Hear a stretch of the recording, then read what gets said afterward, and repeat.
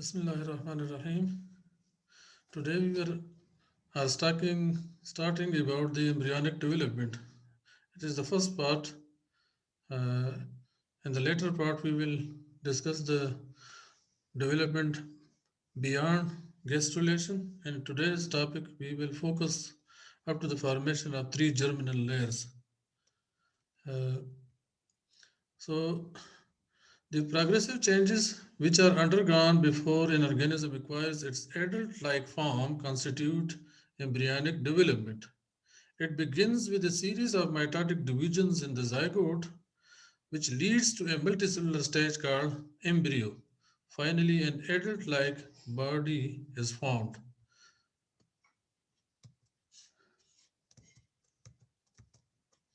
The study of organism at this stage is called embryology.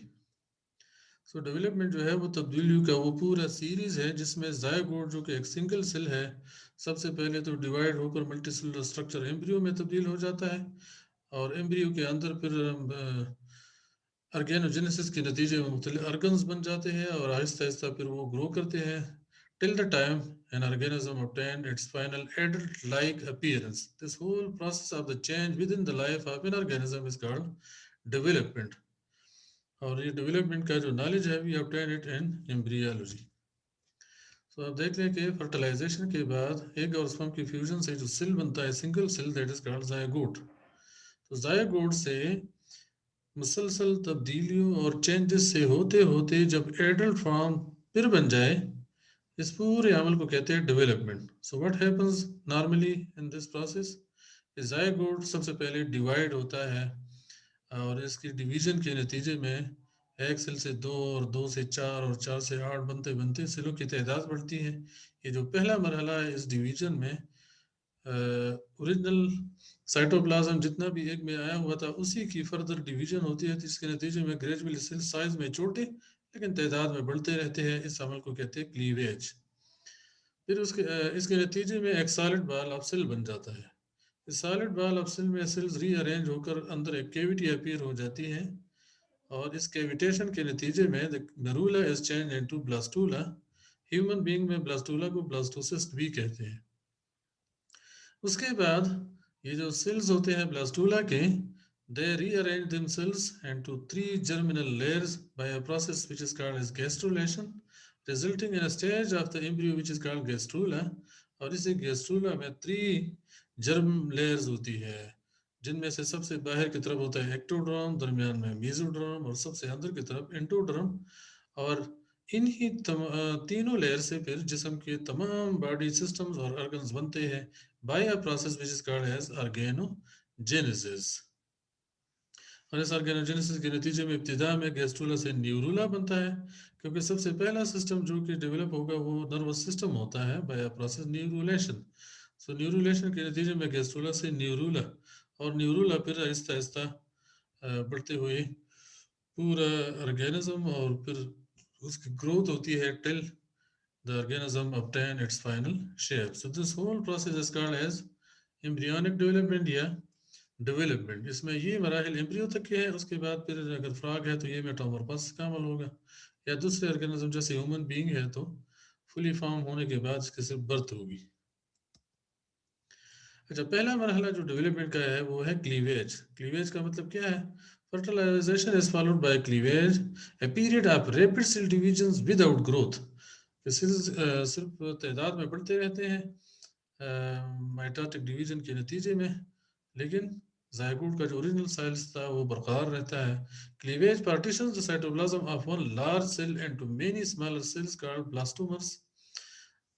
एक cell से दो blastomere बनते हैं. वही दो ब्लास्टोमर दोबारा वर्टिकली डिवाइड होकर चार बनाते हैं. फिर हॉरिजॉन्टल डिवीजन के नतीजे में 8 हो जाएंगे. लेकिन ये जो सेल्स बनते हैं ग्रेजुअली स्मॉलर सेल्स इनको कहते हैं blastomeres. The solid ball of cells is called as a morula. तो इनसे जो सॉलिड बॉल ऑफ सेल बनता है दैट इज कॉल्ड एज मरूला.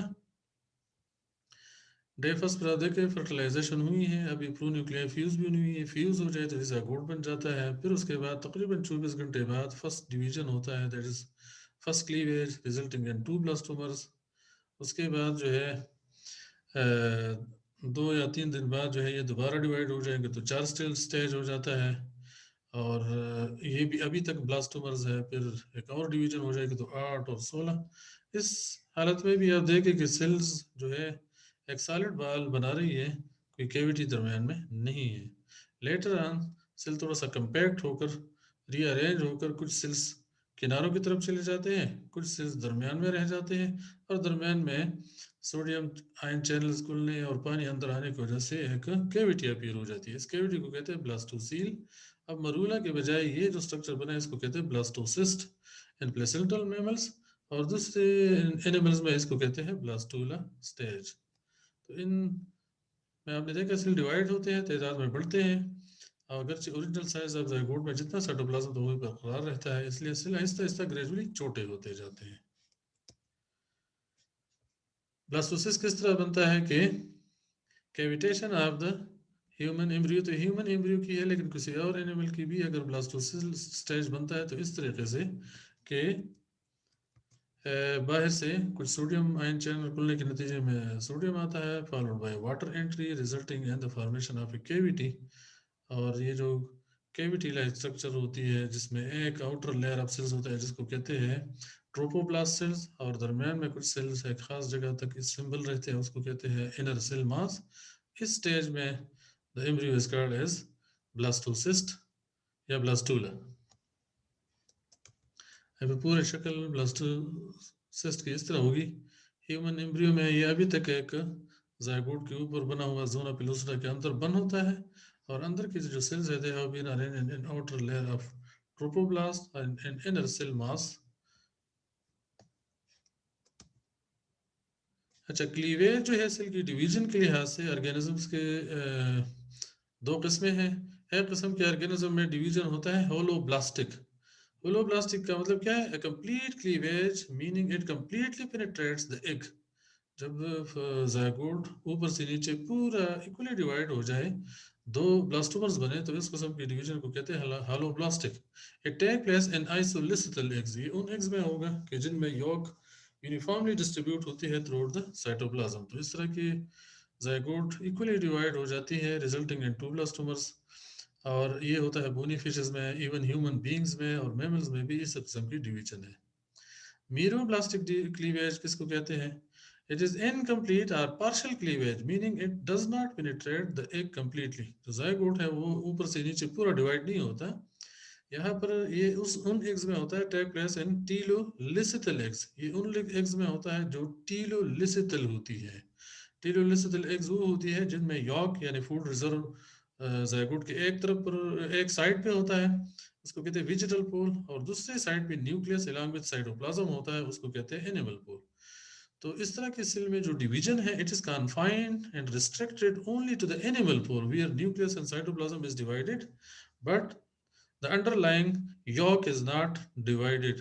तो इस किस्म की डिवीजन को कहते हैं मीरोब्लास्टिक, और या इसको डिस्काइडल क्लीवेज भी कहते हैं, जैसे बर्ड्स वगैरह में होता है।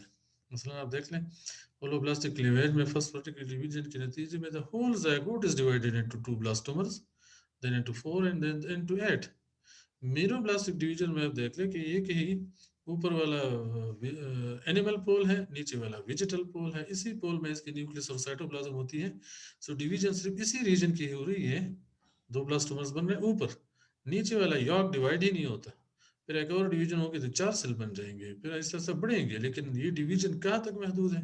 एक डिस्क ऑफ साइटोप्लाज्म तक, जो ऊपर एक खास रीजन में है जहाँ न्यूक्लियाई मौजूद है। नीचे जहाँ पर यॉक है, फूड रिजर्व है, वहाँ डिवीजन होती ही नहीं है। तो इस किस्म की डिवीजन को कहते हैं मीरोब्लास्टिक डिवीजन। तो ह्यूमन बीइंग में जो है क्लीवेज होती है होलोब्लास्टिक। ये वाली डिवीजन ज्यादा चिकन्स और दूसरे बर्ड्स में होती है। सो ब्लास्टूला बनने के बाद एक दफा जब क्लीवेज हो जाए तो उसके बाद सेल्स जो है ब्लास्टूला के रीअरेंज होना शुरू हो जाते हैं, और इस रीअरेंजमेंट ऑफ द सेल को कहते हैं gastrulation. Gastrulation rearranges the cells of blastula into a three-layered embryo called gastrula.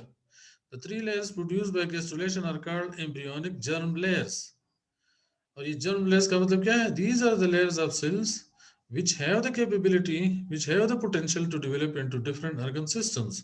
उनमें से सबसे बाहर की तरफ होगा ectoderm that forms the outer layer, यानी nervous system और skin इससे बाद में बनेगा, लेकिन सबसे ऊपर वाला लेयर है ये उसमें गैस्ट्रोला में। एंडोड्रम सबसे अंदर की तरफ है, लाइंस द डाइजेस्टिव ट्रैक्ट और ये सबसे अंदर की तरफ है, और इन दोनों के दरमियान में एक थर्ड लेयर होता है the मेसोड्रम which partly fills the space between the endoderm and ectoderm. Each germ layer contributes to a specific structure in the adult animal. ये गैस्ट्रुलेशन कैसे शुरू हो जाती है?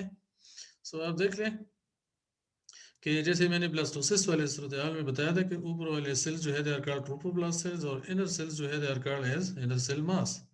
अब लेटर ऑन जब इसकी फर्दर माइग्रेशन होती रहती है, so you will see that they turn into a two cell thick layer in the middle, और ये सेल्स भी डिवाइड होते हैं, नीचे वाले भी डिवाइड होते होते ये ऊपर वाली लेयर जो है it divides and give some cells sidewise and upwards resulting in the formation of an extra embryonic membrane called amnion, जो कि एक कैविटी को भी सराउंड कर लेती है, जिसमें एमनियोटिक जिसको कहते हैं एमनियोटिक कैविटी, जो फ्लूइड फिल्ड होती है। और इसी टू सेल्स थिक रीजन का जो लोअर लेयर है ये डिवाइड होते होते साइड वाइज और डाउनवर्ड सेल्स भेजते रहते हैं बढ़ाकर, और इससे बनता है एक layer of cells which is also extra embryonic layer of cells and forming an extra embryonic membrane which is called yolk sac. तो ह्यूमन बीइंग में तो यॉक सैक का कोई खास रोल नहीं है, लेकिन अगर ये चिकन वगैरह होती तो ये यॉक सैक अपने अंदर यॉक को सराउंड कर लेती है, और यॉक होता है जो कि न्यूट्रिएंट्स प्रोवाइड करती है टू द ग्रोइंग एम्ब्रियो। अच्छा, अब ये दो सेल्स थिक जो मिडिल रीजन है जो इनर सेल मास से डिफरेंशिएट हुआ था, इसको कहते हैं ब्लास्टोडिस्क। ब्लास्टोडिस्क, और ये disc like region two cells thick है।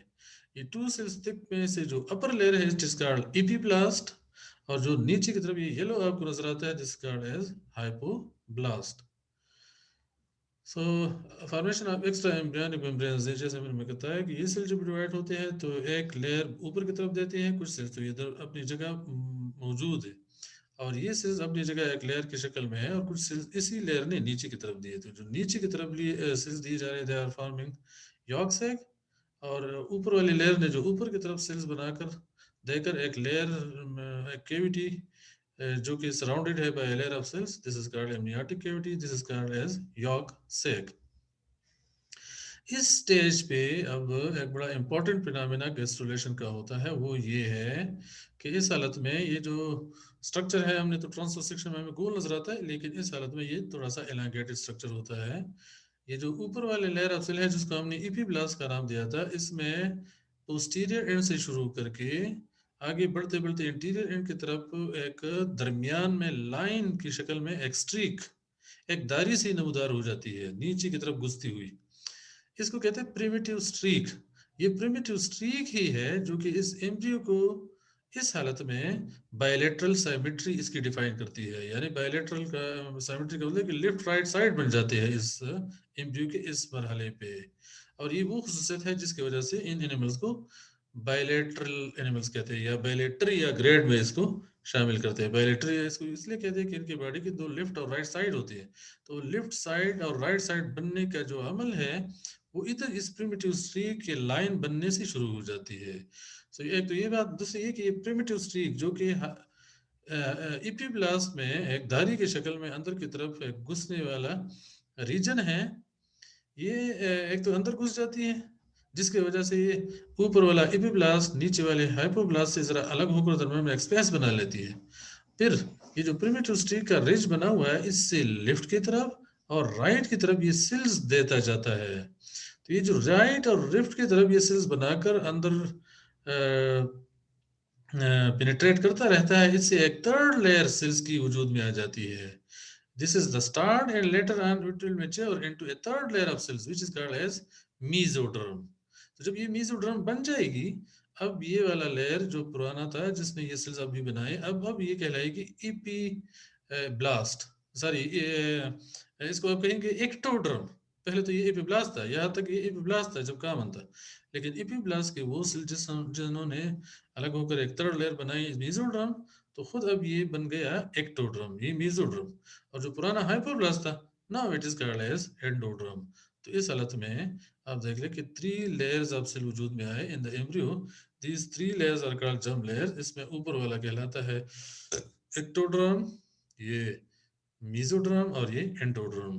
और इसी खुसूसियत इन 3 जर्मिनल लेयर्स की एम्ब्रियोनिक स्टेज में ओरिजिनेट होने के नतीजे में इन ऑर्गेनिजम्स को ट्रिप्लोब्लास्टिक भी कहते हैं। जैसे ह्यूमन बीइंग भी ट्रिप्लोब्लास्ट है, तो ट्रिप्लोब्लास्ट का मतलब क्या है? They contain at least 3 germinal layers in the embryonic stage. ये लेटर ऑन तो ये 3 नहीं रहते, ये तो बढ़ते रहते हैं। स्किन इनसे बनेगा, नर्वस सिस्टम की लेयर्स पर मुश्तमिल, लेकिन इब्तिदा में एम्ब्रियोनिक स्टेज में these are the 3 layers of cells. तो एपिब्लास्ट से बना है ऊपर एक्टोड्रम, दरमियान में मेसोड्रम, और जो हाइपोब्लास्ट था now it is called as endoderm. अच्छा, अब इस हालत में अगर ये ह्यूमन एम्ब्रियो है तो ये जाकर ट्रोपोब्लास्ट के शक्ल में फीमेल के एंडोमेट्रियम के साथ अटैच हो जाएगा। ये इसके ट्रोपोब्लास्ट सेल्स है जो कि बाद में कोरियन और प्लेसेंटा का वो हिस्सा बनेगा जो कि फीटल होता है। ये येलो आपको नजर आ रहा है, ये जो आपको ब्लू नजर आ रहा है, ये है एपिब्लास्ट।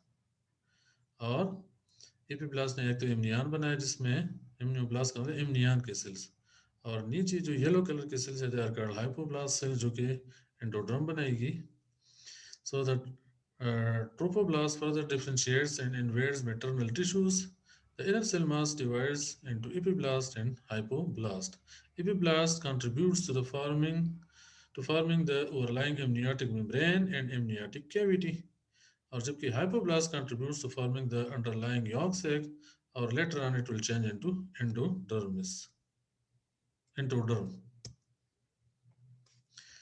ये फिर उसी तरह थोड़ा सा क्लियर करके दिखाया गया है। This is now the hypoblast, this is the epiblast. इसने ये एमनियोटिक मेम्ब्रेन या इम्नियन बनाया है जिसमें एमनियोटिक कैविटी है, और ये है साइटोट्रोपोब्लास्ट और सेंसिटिव ट्रोपोब्लास्ट। ये ट्रोपोब्लास्ट के लेयर के सेल्स हैं जो कि आगे फीमेल के एंडोमेट्रियम के साथ पहलते पहलते प्लेसेंटा की शक्ल इख्तियार करेंगे। ये इसको मजीद एक्सप्लेन किया गया है। ये मेटरनल साइनोसाइड्स है, ब्लड कैपिलरीज जो जहाँ पर पहुंची थी, ये विलाई है कोरियन के जो कि ट्रोपोब्लास्ट से बना।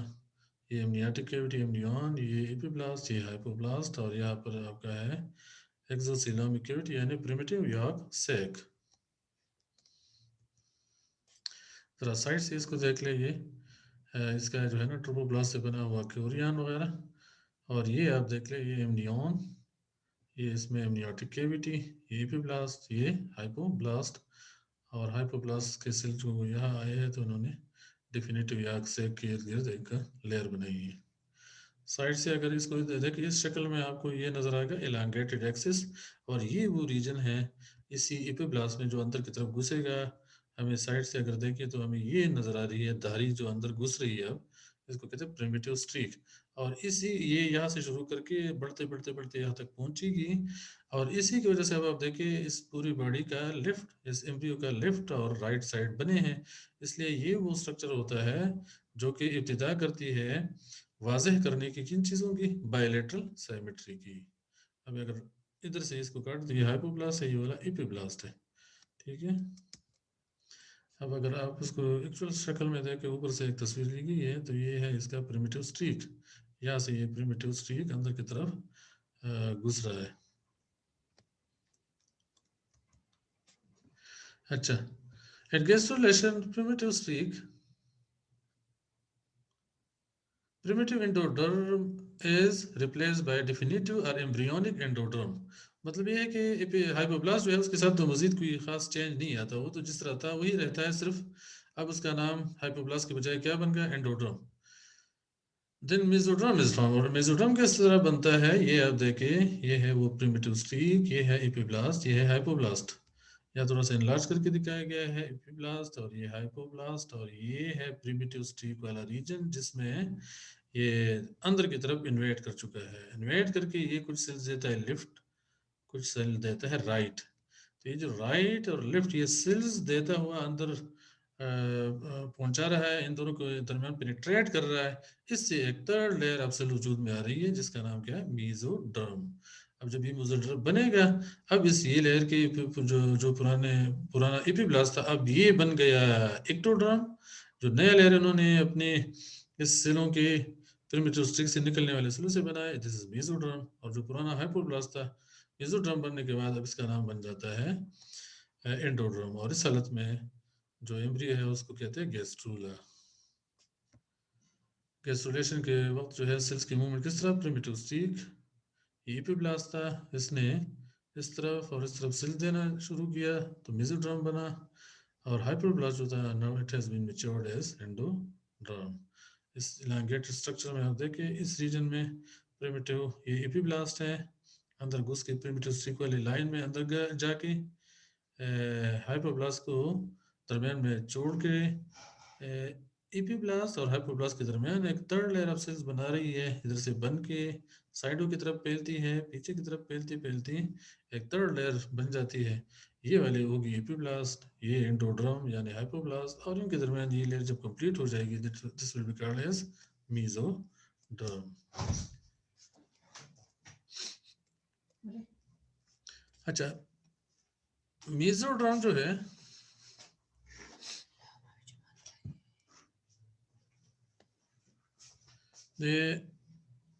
द नोटोकार्ड, ये जो मेसोड्रम है, मेसोड्रम जब एक दफा बन जाए तो उसमें जो सबसे पहला अर्गन या जो पहला ऑर्गेनाइज स्ट्रक्चर इसके अंदर बनेगा वो कहलाता है नोटोकार्ड।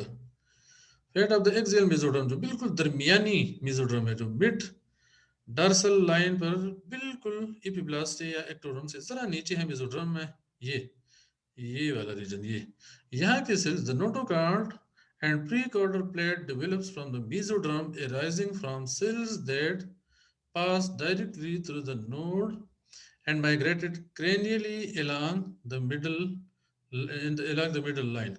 यानी ये यहाँ से शुरू करके जो posterior end से primitive स्टिक शुरू हो गया था, मेसोड्रम बनता गया, आगे की तरफ जाता रहा, तो इस रीजन में दरमियान के कुछ सेल्स दरमियान में एग्रीगेट होकर एक स्टिफ रॉड स्ट्रक्चर बनाती है, जो बढ़ते बढ़ते क्रेनियल रीजन यानी आगे की तरफ बढ़ता है।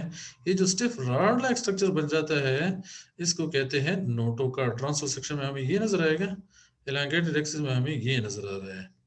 The notocard and precorder plates are important signaling centers that pattern the overlying ectoderm and underlying endoderm। इसका अगर हम अगले लेक्चर में बात करेंगे कि ये एक्टोड्रम को कहते हैं ऑर्गेनाइजर। ये वो स्ट्रक्चर है जो कि ऊपर वाले टिश्यू को या नीचे वाले टिश्यू को इंड्यूस करती है कि वो मॉर्फोजेनेसिस इख्तियार करे, वो किसी खास किस्म की टिश्यू में डेवलप हो। तो ये नोटोकार्ड फर्स्ट पार्ट होता है मेसोड्रम में, जो कि डिफरेंशिएट हो जाता है, जो कि ऊपर फिर एक्टोड्रम से नर्वस सिस्टम बनाने के लिए भी ज़रूरी है, और नीचे जो अंडरलाइन एंडोड्रम है उसको डाइजेस्टिव सिस्टम में तब्दील करने के लिए इससे निकलने वाले सिग्नल्स, केमिकल्स या स्टिमुलाई ज़रूरी होते हैं, इसलिए इसको कहते हैं ऑर्गेनाइजर। ये एम्ब्रियोनिक इंडक्शन करती है।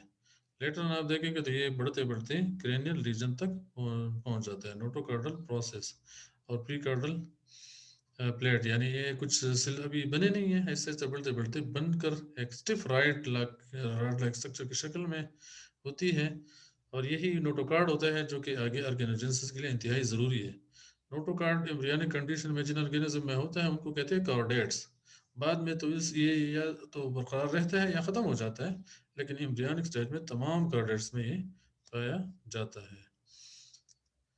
सो इसके बाद हमने जैसे कहा कि थ्री जर्मिनल लेयर्स बनते हैं, उनमें से एक एक्टोड्रम हुआ जो एपिब्लास्ट से ओरिजिनेट हुआ, और दूसरा मेसोड्रम जो कि बाद में एपिब्लास्ट के प्रिमिटिव स्ट्रिक वाले रीजन से सेल्स बनने के नतीजे में बना, और सबसे नीचे हाइपोब्लास्ट से बना एंडोड्रम।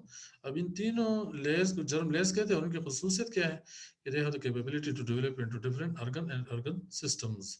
मसलन एक्टोड्रम जो है, जो कि आउटर लेयर ऑफ एम्ब्रियो है, ये क्या बनाएगी, epidermis of the skin and its derivatives including sweat glands, hair follicles, nervous system and sensory systems, pituitary gland, adrenal medulla, jaws and teeth, germ cells, यानी जो germ cells का मतलब है कि जो गैमीट्स बनाने वाले सेल्स है, ओगोनिया एंड स्पर्मेटोगोनिया। इसके अलावा मेसोड्रम से क्या बनेगी, मिडिल लेयर ऑफ एम्ब्रियो है ये, और इससे बाकी जिस्म के अंदर जो दरमियानी हिस्से के तमाम सिस्टम है, मसलन skeletal and muscular system, circulatory and lymphatic systems, excretory and reproductive systems. लेकिन रिप्रोडक्टिव सिस्टम के सिर्फ नाली या डक्ट सिस्टम वगैरह जो इनकी गैमीट्स या जर्म सेल्स हैं, एक्सेप्ट जर्म सेल्स, वो तो बनते हैं एक्टोडर्म से। और इसके अलावा जो है डर्मिस ऑफ द स्किन और एड्रिनल कार्टेक्स, ये सारे मेसोडर्म से बनते हैं। एंडोडर्म लेयर जो है वो डाइजेस्टिव सिस्टम और उसकी लाइनिंग बनाएगी बाद में। epithelial lining of the digestive tract and associated organs like liver and pancreas, epithelial lining of the respiratory, excretory and reproductive tracts and ducts, thymus, thyroid and parathyroid glands. So ये organ इनसे इन 3 germinal layers से बनेंगे. So with that we come to the end of today's topic.